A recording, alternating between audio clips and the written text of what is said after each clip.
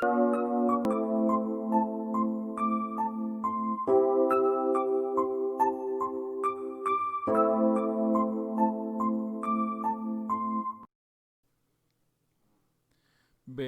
el teorema de Carnot. Este dice que la eficiencia de cualquier máquina térmica que opere entre dos temperaturas específicas nunca podrá superar la eficiencia de una máquina Carnot que opere entre las mismas dos temperaturas.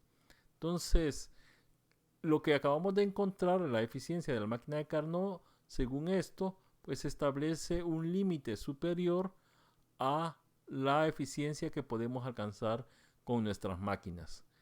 Ahora bien, veamos que si se violara este teorema, entonces eso implicaría la violación de la segunda ley. Para eso vamos a tener aquí una máquina que le vamos a llamar la máquina X y vamos a suponer de que esta máquina es más eficiente que una máquina de Carnot y aquí tenemos un refrigerador de Carnot. Entonces, esta máquina X extrae calor de la fuente a alta temperatura,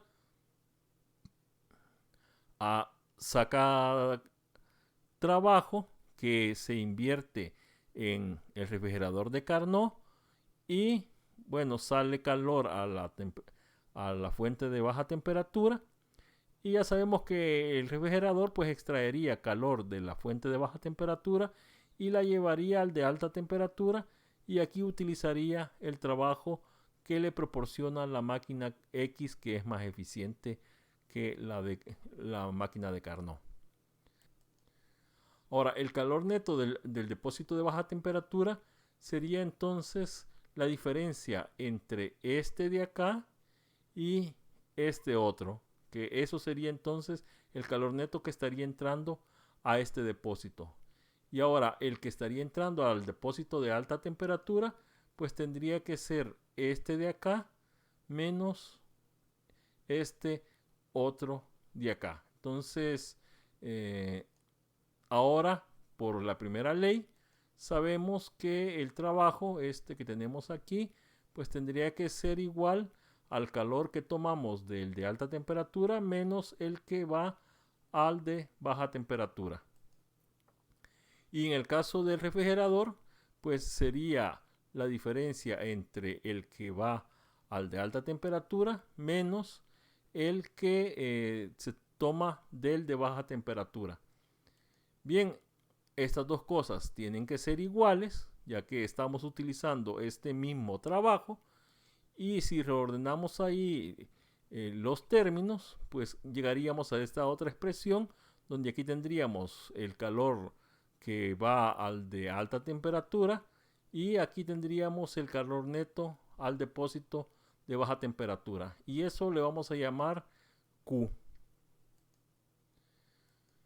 Entonces, esta es la expresión a la que llegamos anteriormente. Entonces, por hipótesis, vamos a utilizar que la eficiencia de la máquina X es mayor que la eficiencia de una máquina de Carnot. Entonces, si esto nos lleva a una contradicción, entonces significa que este enunciado es falso y no existiría entonces ninguna máquina más eficiente que la de Carnot. Entonces veamos cómo lleva esto a una contradicción. Tenemos que por definición de la eficiencia, pues sería el trabajo entre el calor a alta temperatura, que en este caso sería esto para la máquina térmica y este sería para la máquina de Carnot. Entonces vamos a asumir de que esto es cierto y eso es lo que estamos escribiendo acá. El trabajo en este caso sería el mismo, así que lo podemos eliminar y llegaríamos a la expresión de que el calor, pues de alta temperatura, en este caso este de acá, pues es mayor que este otro.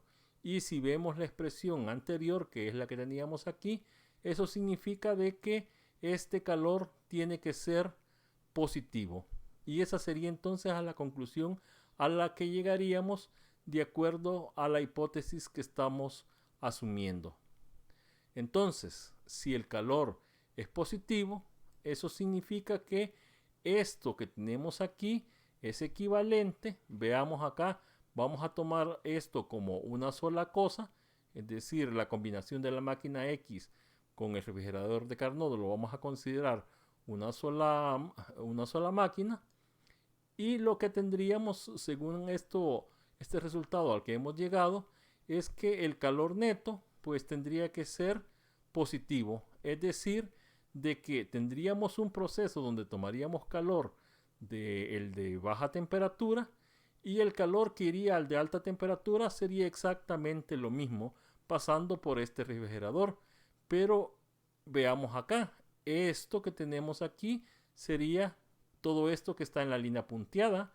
Por lo tanto, lo que tenemos aquí sería un refrigerador perfecto, es decir, un refrigerador que toma calor del de baja temperatura y lo lleva al de alta, pero vemos que no hay ningún otro proceso, es decir, que no necesitamos calor. Y esto, lógicamente, viola la forma de la segunda ley de Clausius. Por lo tanto, si existiera una máquina más eficiente que la máquina de Carnot, eso implicaría que se violaría la segunda ley de la termodinámica. Por lo tanto, debe ser cierto el enunciado que tenemos del teorema de Carnot y este constituye la máquina entonces más eficiente. Claro, en el caso de la máquina de Carnot, pues era para procesos reversibles, pero como sabemos que los procesos reales son irreversibles, entonces eso va a implicar que la eficiencia de las máquinas reales siempre va a ser menor que la eficiencia de la máquina de Carnot.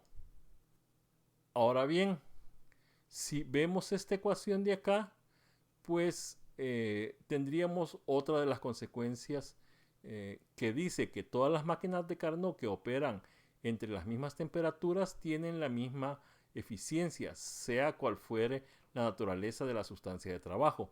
Desde luego que esta expresión la hemos deducido para el caso de un gas ideal, pero notamos que aquí no aparece más que la temperatura y entonces eso va a implicar de que independientemente de la sustancia de trabajo, es decir, no importa si es o no es un gas ideal, la máxima eficiencia o la eficiencia de una máquina de Carnot solo va a depender de la temperatura, es decir, no va a depender de la sustancia de trabajo que estemos utilizando. Veamos entonces un último ejemplo. Dice, una turbina de una planta de potencia por vapor toma vapor de una caldera a 520 grados centígrados y lo descarga en un condensador a 100 grados. Y me pregunta cuál es su eficiencia máxima posible. Bueno, sabemos que la eficiencia máxima posible es la de una máquina de Carnot, así que la vamos a calcular.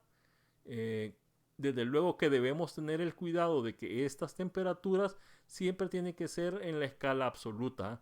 No podemos ponerla, por ejemplo, en Celsius. Entonces, como aquí me dice que la de alta temperatura es a 520, ya sabemos que eso sería entonces 793.15 Kelvin.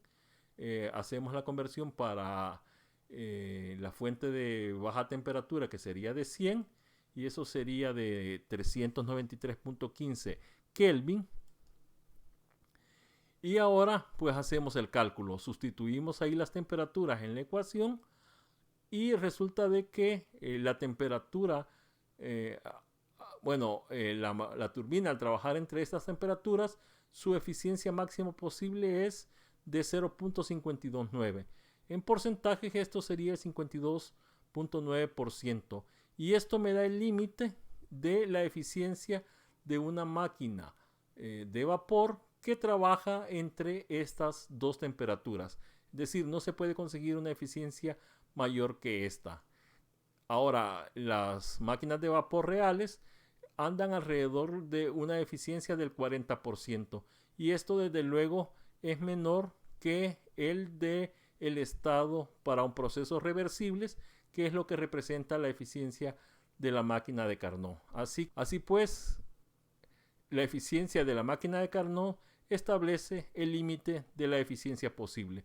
Es decir, de que al inicio habíamos dicho de que una máquina no puede tener un 100% de eficiencia, pero el teorema de Carnot me dice de que la eficiencia máxima posible solo es la eficiencia de una máquina de Carnot. Esto restringe mucho más a el límite superior al que podemos llegar con nuestras máquinas y refrigeradores. Bien, entonces gracias por su atención y sigan adelante con el estudio del material. Nos vemos pronto. Hasta luego.